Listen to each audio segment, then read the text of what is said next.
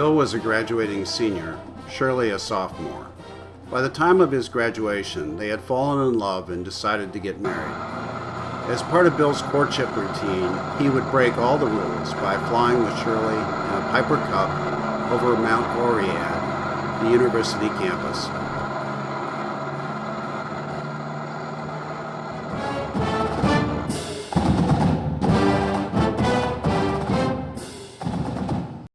In his senior class photo, Bill is pictured in a sweater emblazoned with the letter K over his left shoulder, denoting his status as president of the K Club, a prestigious alumni-facing entity on campus.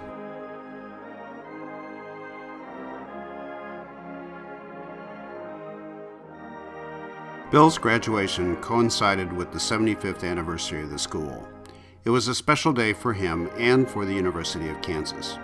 Activities extended over 5 days, beginning with registration on June 3rd and ending with commencement on Monday night, June 9th. In between, there were numerous other festivities and celebrations, including class reunions and alumni meetings. A busy time on campus.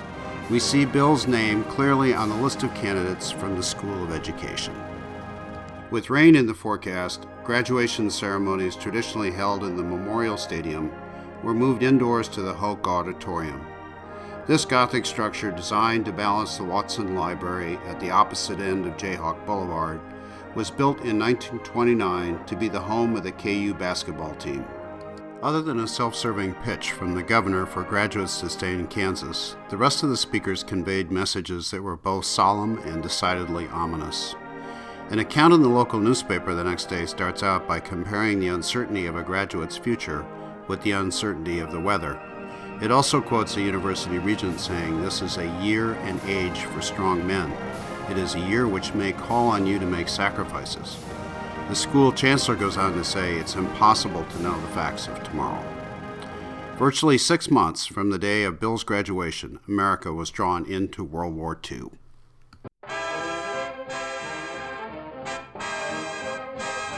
In Bill's first year at KU, he enrolled in the School of Engineering and Architecture. However, like many of us, he found his initial choice was not a good fit, and he changed his major to physical education, with minors in biological science and education. When he graduated on June 9th, he was awarded a Bachelor of Science degree in education and granted a teacher diploma. During his time at KU, Bill took 46 courses, amassing 127 credits. He earned mostly A's and B's.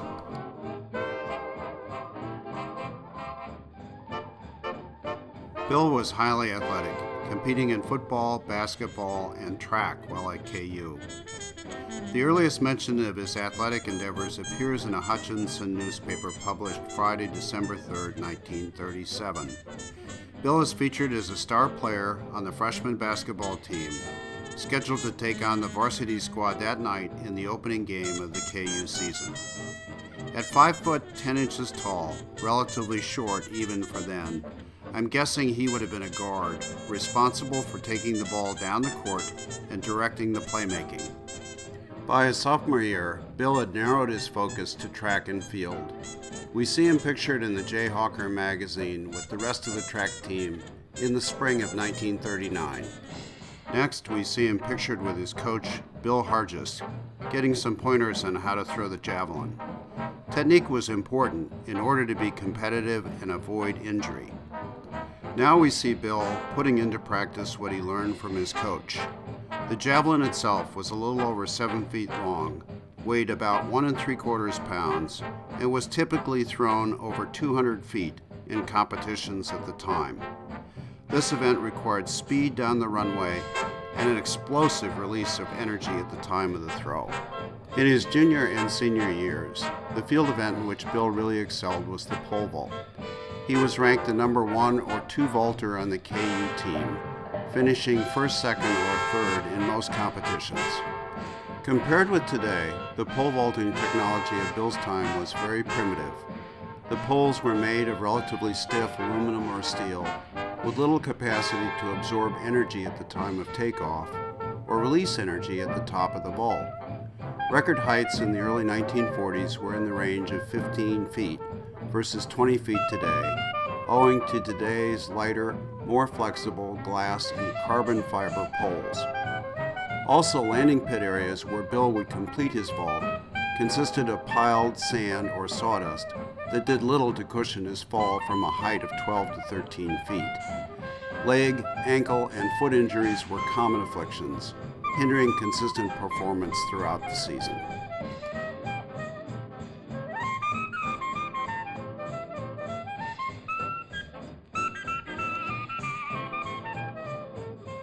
The first competition of the 1940 indoor season found Bill and his fellow teammates dominating the event against Kansas State. Bill took second to his main rival on the KU team, Jack O'Hara. Jim Cordell, his other KU rival, tied with a vaulter from Kansas State for third place. The winning height was 12 feet 6 inches, a new meet record. Kansas State won the overall track and field meet, but the KU pole vaulters helped narrow the margin of victory. The following month, KU competed against 5 other colleges in the Big Six Conference meet. Besides KU, there were teams from Iowa State, Kansas State, Missouri, Nebraska, and Oklahoma. Unfortunately, the KU team came in last, but Bill and Jack O'Hara tied with 3 others for second place with a vault of 12 feet even. The winning height was 6 inches higher. The final indoor meet of the winter season was an event sponsored by the Amateur Athletic Union in Kansas City. Bill vaulted to a height of 12 feet 9 inches to tie for first place. This would be his best vault in the 1940 season. His KU rivals, Jack O'Hara and Jim Cordell, both went out at 12 feet 6 inches. The Kansas Relays are a 3-day event held every April at KU. Started in 1923 with the construction of the Memorial Stadium, it was the biggest event of its kind in the Midwest, attracting the best track and field athletes from all over the country. Bill had a reasonably good day, but was not at his best, going out at 12 feet 6 inches. His KU rival, Jack O'Hara, tied for third with a vault of 12 feet 9 inches. Beefus Bryan of Texas, the defending champion, and Dick Higgins of Missouri tied for first place with a vault of 13 feet 3 inches. In the final meet of the outdoor season, KU hosted Kansas State. Bill and Jack O'Hara tied for first at a height of 12 feet even. Not their best, but good enough to beat the vaulters from Kansas State. Jim Cordell, Bill's other KU rival, came in third. The KU team had an off year in 1940, finishing at or near the bottom in its conference, both during the indoor and outdoor seasons. The performance of Bill and his fellow pole vaulters served as one of the few bright spots in an otherwise dismal year. Early the following year, Coach Hargis met with the press and predicted better times to come. Hargis singled out Bill, saying he did well in 1940 and was showing improvement. His teammates recognized his leadership qualities by electing him as co-captain of the 1941 squad. Bill lived up to expectations by opening the 1941 indoor season with a record performance against Kansas State. He vaulted to a height of 12 feet 7.5 inches, tying for first with John Michener, a sophomore, and his new KU rival. The former record of 12 feet 6.5 inches was set the year before by Jack O'Hara, who had since graduated. Bill's season was off to a great start. Press coverage ahead of the Big Six indoor meet featured 3 of 4 prime contenders for the pole vault competition, including Bill Beven on the right. The 2 other vaulters were Dick Higgins of Missouri, lower left, and Fender of Oklahoma, lower right. The KU team showed a marked improvement, earning third place versus sixth the year before. Bill's third place finish behind Hunt of Nebraska and Higgins of Missouri made a big difference in the overall point standings. More important, his vault of 13 feet was his personal best and equaled the record set the year before. A great achievement. Almost 2 months go by before we see another mention of Bill competing in a track and field meet, this one a head-to-head competition against Kansas State. Bill vaulted 12 feet 6 inches, taking first place. His absence from competitions, especially the Kansas Relays in early April, would not be fully explained until we learn at the season's end annual track dinner that he had badly injured his ankle midway through the season.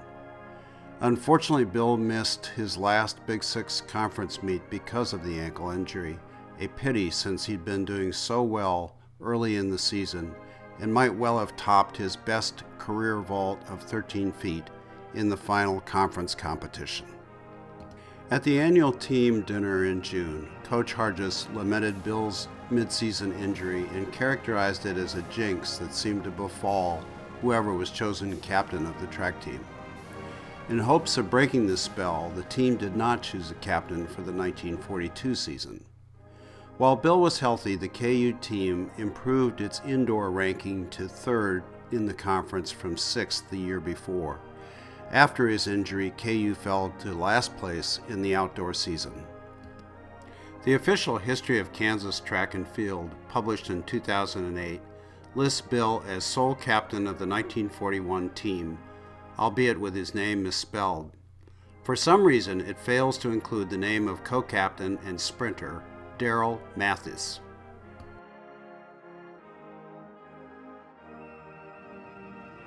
In his senior year, Bill was elected president of the K Club, the most prestigious and highly visible athletic organization on campus. The purpose of the K Club was, and remains, to support the KU varsity athletic programs. Active members include current and former athletes who lettered in a varsity sport, along with their coaches, managers, and trainers.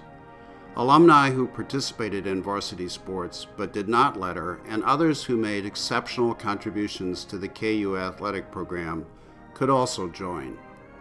Bill's job was to head the executive committee, directing day-to-day business of the club, and hold quarterly meetings of the board of directors who represented the school's major athletic programs and were favored alums.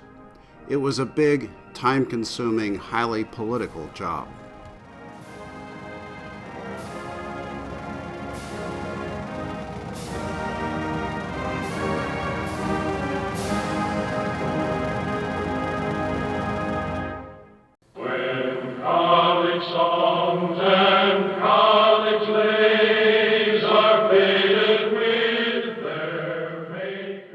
In the second semester of his freshman year, Bill joined the Pi Deuteran chapter of Phi Gamma Delta, one of 16 social fraternities on campus.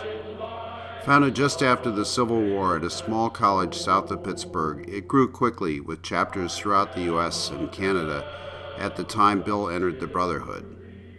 The Phi Gams, as they were and are still known, offered better housing, fellowship, and a social setting conducive of meeting other students, especially of the female kind, from the surrounding sororities. First, we see him pictured with his brothers in the Jayhawker magazine shortly after he became a pledge in 1938.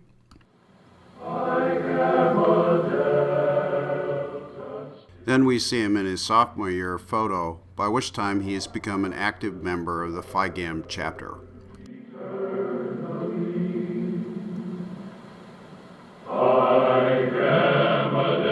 And finally, we see him in his senior year.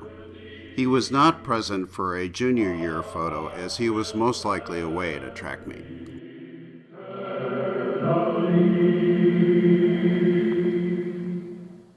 One of the reasons Bill may have been recruited by the Phi Gams was his athletic ability, since the fraternity was so active and successful in intramural sports.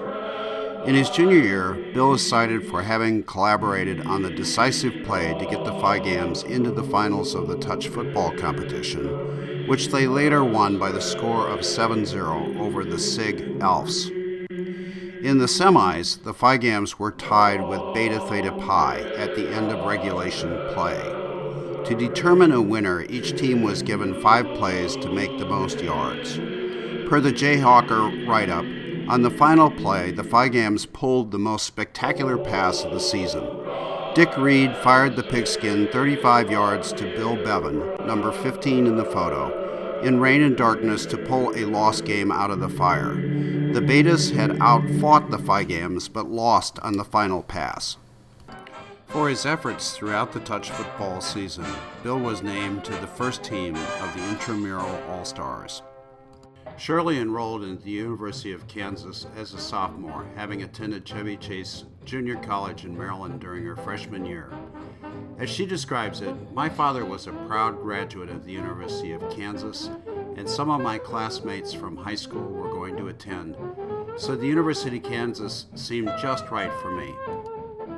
She goes on to say, I was invited to join the sorority Kappa Kappa Gamma, and one of the best chapters of my life began, with a round of parties, of course. It's a wonder she got in, as she tells of having to wear a full pollen mask to fend off hay fever and asthma, and to cope with a porcelain tooth that kept popping off. But she persevered and was invited to pledge. Shirley describes the sorority house as a large Tudor with wood floors, a wide entry hall with a staircase leading up 3 flights to an attic, and room for about 50 girls to live in close quarters. The house was perched on a hill that overlooked the Beta House and the Phi Gamma House, and for her, Greek life felt like being in the very center of things on campus. First, we see Shirley with her pledge class. She says we each had duties to perform, and as pledges, we had the job of answering the phone and taking care of early morning duties. One of her favorites was to be the first up on her floor, serving as the alarm clock for her floor mates, and to close the windows which were opened the night before to let in cool air. We then see Shirley pictured with the rest of her sorority sisters. She said they were all lovely people and all worked hard to do well in school. Shirley passed all her trials and became an active member of Kappa Kappa Gamma on March 1, 1941. Shirley is a little fuzzy on the details, but this is a portrait of her painted during her time at KU that hangs to this day in the university library. She thinks it had something to do with her father's prominence as an alum. In his 4 years at KU, Bill witnessed world events that would make it seem inevitable he would be dragged into military service.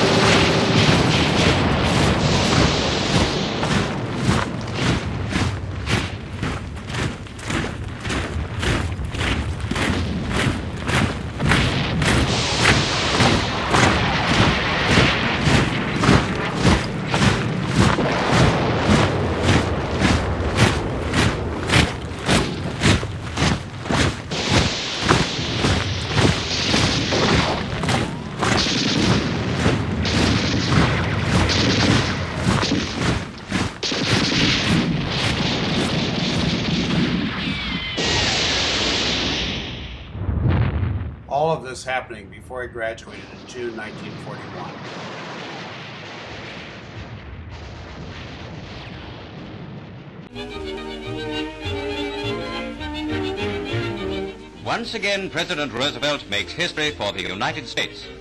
He signs the first peacetime conscription bill passed by Congress. The act comes into force almost immediately. And now pray silence for the President of the United States of America. Universal service will bring not only greater preparedness to meet the threat of war, but a wider distribution of tolerance and understanding to enjoy the blessings of peace. The draft began on October 16, 1940, with the registration of all males between the age of 21 and 35. Over 16 million men registered, including Bill Beven, who was in the first semester of his senior year at the time. Draftees were to be selected using a lottery system, beginning in mid-November and continuing each month until annual quotas had been met. The initial plan called for drafting 900,000 men each year over 5 years, with draftees being required to serve a 12-month term of duty. With less than a 1 in 10 chance of being selected in the lottery, Bill was not drafted, but each male graduate knew his turn could come next. It was hardly conducive of making career choices or marriage plans for that matter.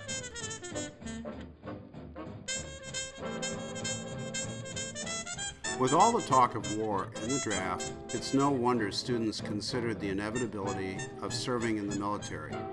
Articles appearing in the Jayhawker student magazine must have stirred emotions and raised concerns about how best to serve, if called.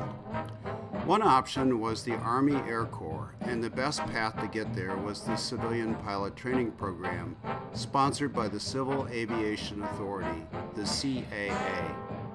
In an article in the fall edition of Jayhawker, Professor Earl D. Hay, who headed the CAA program at KU, so bluntly said, "How would you prefer to be blown up? I'd just as soon be blown up in an airplane if I'm going to be blown up. I guess that's the way most students feel this year." This wasn't always the case, as the year before, parents pulled their sons and daughters out of the program, fearing they might be compelled to enter the Army Air Corps. However, with the passage of the draft and the escalating conflict overseas, the Civilian Pilot Training Program gained enrollment as one of the best of a range of bad choices. Bill had long had an interest in flying, so the choice was an easy one for him. His transcript shows he enrolled in ground school in the fall of 1940. After 72 hours of instructions, he was ready for the 35 to 50 hours of flight training provided by Ashcroft Brothers Flying Service at the Lawrence Municipal Airport. That's how he would come to take flight, sometimes with Shirley, soaring high above Mount Oread in a Piper Cub.